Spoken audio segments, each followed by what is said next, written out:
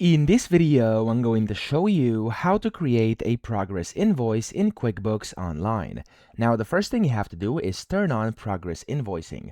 To do it, you want to go to Settings tab up top, and then from here, you want to click on Account and Settings under your company. Then you want to go to the Sales tab over here on the left, and then you want to find Progress Invoicing, okay? So the easiest way to find this is just simply by pressing Ctrl F on your keyboard and typing in Progress, and as you can see, it's over here, and it says Create multiple partial invoices from a single estimate. You want to click on the pen button, change it to enabled, and click on save, okay? Now, whenever you do this, you can basically see it's now on, and you can basically escape this, like this. There we go, the settings have been saved, and now we have to first create an estimate, okay? So you must have an approved open estimate on the file to create a progress invoice. Now click on the plus button top left, and then here you want to select estimate, okay? Now, in case you don't know where it is, it's actually over here on the left under customers. Click on it.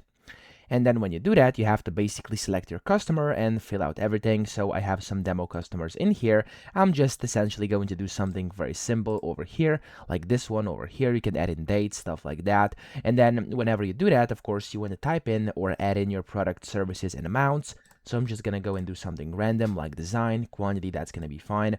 I'm also going to add in, like, for example, some rock fountain. There we go. And I'm also going to add one more thing, and it's going to be, let's just do installation, and it's going to be one like this, okay? So we're going to leave it like that, and then whenever you do that, you can, of course, add different things down here, and then you want to click on Save and Close. So here you can click on the arrow down next to button, which says Save, and you want to click on Save and Close. Now, whenever you do that, it's been saved and closed, and then what you want to do is basically create the progress invoice, okay?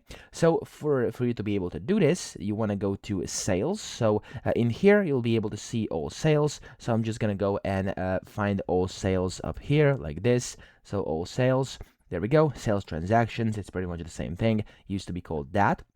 And then whenever you find this, you basically see there's like a bunch of different things, and you have the action column over here on the right, okay? So where you can see the action column over here on the right, you want to select Create Invoice, of course, next to wherever you want to do this. So here you can see if I click on this drop-down button, it's going to give me an option to convert to invoice. So for example, we're just going to do it for this first estimate over here, which we just created. So of course, you have to find the specific estimate. I think that goes without saying. And then whenever you do, you just want to go and click on the arrow down button, and you want to click on Convert to Invoice, okay? Now, whenever you do this, it's going to basically ask you a bunch of things. So how much do you want to invoice? Now, when it asks you how much you want to invoice, you could go ahead and basically create whatever you want. You can select the remaining total of all lines, percentage or amount, or manual entry for each line, okay?